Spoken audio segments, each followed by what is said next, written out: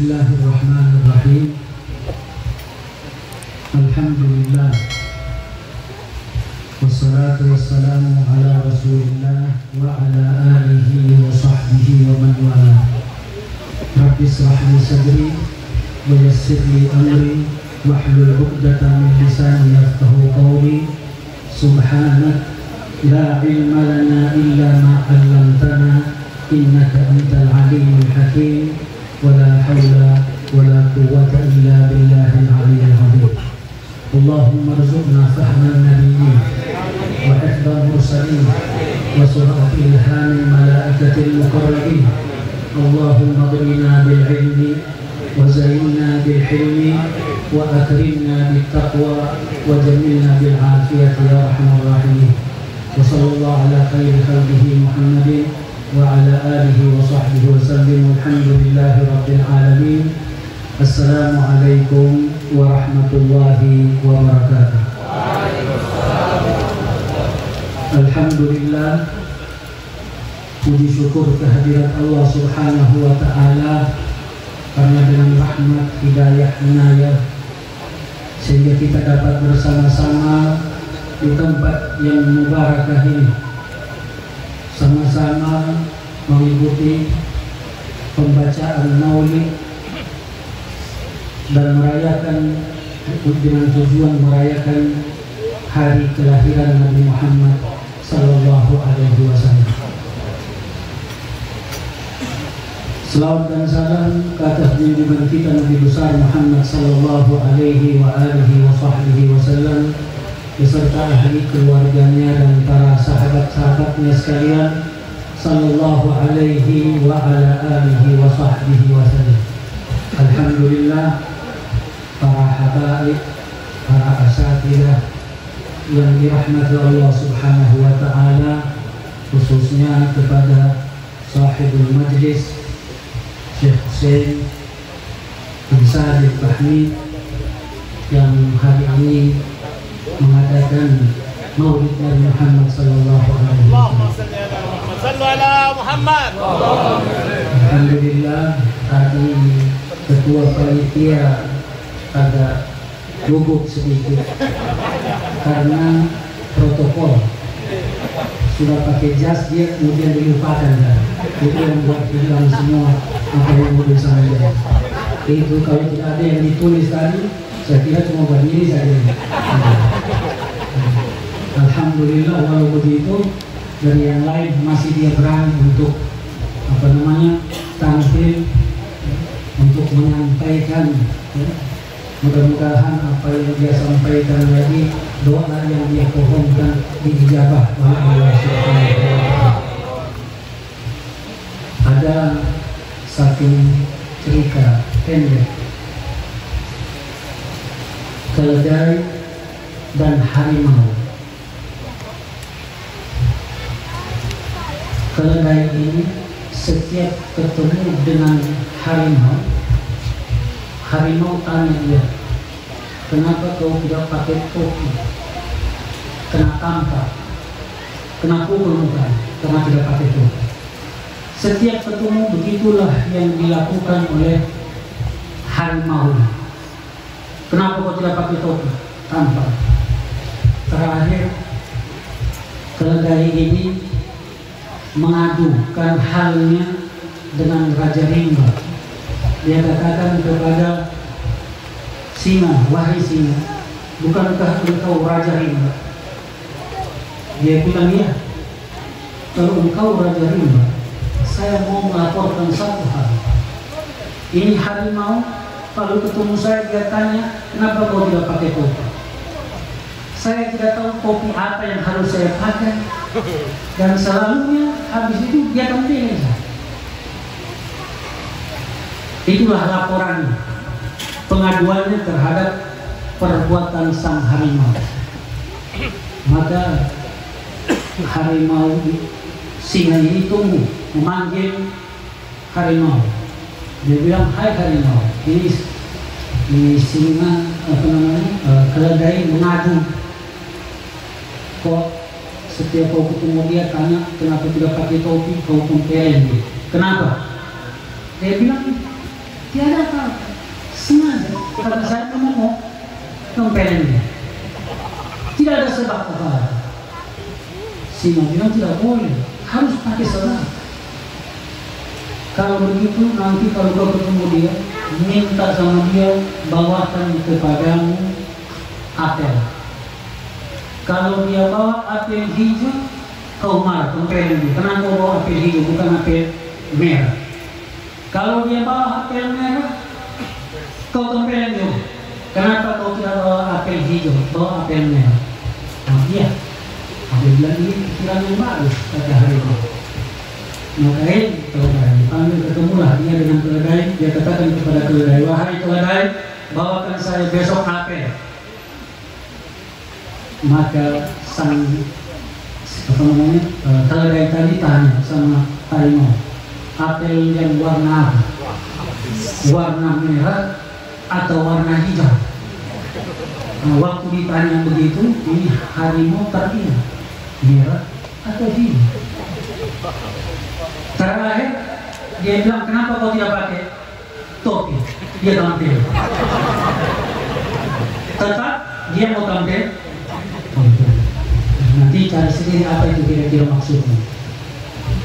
Sehingga orang kata al-zalim, orang yang zalim itu la yahtaju ila sabab kay yadlim, tidak perlu sebab untuk menzalimi orang. Saya kira itu sudah cukup. Kalau bawa pulang itu sudah bagus. Tapi saya tadi bilang sudah sampai capek berdiri baru boleh. Jadi yang dikasih sedikit ini. Berarti mesti minta tambah. Sudah lari ke sahih dulu. Alhamdulillah. Para hadirin sekalian yang dirahmati Allah Subhanahu wa Ta'ala, itu satu kisah bahwa Nabi Muhammad sallallahu alaihi wasallam sebagai uswatun hasanah, tauladan yang terbaik. Tiada lagi tauladan yang sebaik dan terbaik dan termulia daripada Nabi Muhammad sallallahu alaihi wasallam. Dan tauladan itu dilakukan oleh seorang yang namanya manusia, tetapi manusia yang terbaik. Oleh itu Nabi Muhammad sallallahu alaihi wasallam di dalam Al-Qur'an dikatakan laqad ja'akum rasulun min anfusikum. Telah datang kepada kalian seorang rasul sama dengan kalian, dari jenis kalian, bukan malaikat. Karena kalau malaikat yang diutus oleh Allah, manusia akan berkata, iya, apa yang engkau ajarkan itu hanya kau yang bisa buat, karena engkau malaikat. Tetapi Allah Subhanahu wa Ta'ala mengatakan bahwa min anfusikum, dari diri kalian, dari kalangan kalian. Tetapi ada qiraat yang membaca min anfusikum itu dibaca dengan wa min anfasikum. Artinya dari manusia yang terbaik. Anfas itu sesuatu yang terbaik. Jadi contoh yang paling terbaik, yang paling utama itu adalah Nabi Muhammad. Apa Nabi Muhammad bilang? Al-zulmu, kezaliman itu satu kezaliman, zulumatun yaumal qiyamah. Satu kezaliman itu zulumatun yaumal qiyamah. Oleh itu kita berusaha untuk jauh dari sifat al-zulmu ini. Mudah-mudahan Allah jauhkan kita daripada sifat itu. Amin. Ada dua ayat di dalam Al-Quran, dua surah di dalam Al-Quran yang Allah Subhanahu wa Ta'ala memulai surah itu dengan wailun. Dengan Wail. Kalau boleh saya tanya kepada hadirin sekalian, surah apa itu yang dimulai dengan wailun? Ya, pada belakang dibilang al-mutaffifin, ya. Ialah wailun lil mutaffifin. Yang kedua, wailun likulli humazatin lumazah. Ini dua ayat, dua surah ini, hanya dua surah ini saja yang dimulai oleh Allah dengan perkataan wailun, artinya celaka. Apa yang dua itu? Berkaitan dengan apa? Yang pertama berkaitan dengan harta benda. Jangan kita saling menggali ini, karena itu adalah satu kecelakaan, bahwa dikatakan neraka wail bagi orang yang melakukan itu, baik timbangan ataupun ukuran ataupun menzalimi harta orang. Dan ini kita harus berhati-hati dalam kita bermuamalah, berjual beli, berpiutang dan lain sebagainya. Kita harus berhati-hati. Yang kedua ialah wailun likulli humazatin lumazah. Ini berkaitan dengan apa? Berkaitan dengan harga diri, kehormatan. Jangan memperolok-olok manusia dalam harga dirinya. Ini celaka orang itu. Tidak boleh. Karena termasuk satu sifat kesombongan itu apa dia? Apa itu sombong? Ketika ditanya kepada Nabi, sombong itu kata Nabi batarul haq, menolak kebenaran.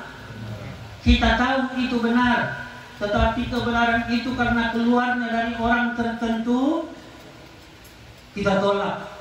Ini sombong. Yang kedua, wa ghamdun nasi, suka mengolok-olok manusia. Kalau kita mengolok manusia itu disebabkan karena kita mengecilkan dirinya, membandingkan dia dengan kita, itu adalah kesombongan.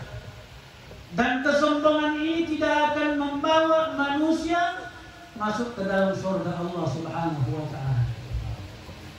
La yadkhulul jannah man kana fi qalbihi mithqala khardalin min kibrin. Tidak akan masuk ke dalam surga seseorang itu yang ada di dalam hatinya sekecil darah daripada kesombongan. Karena al-kibriya itu hanya lillah.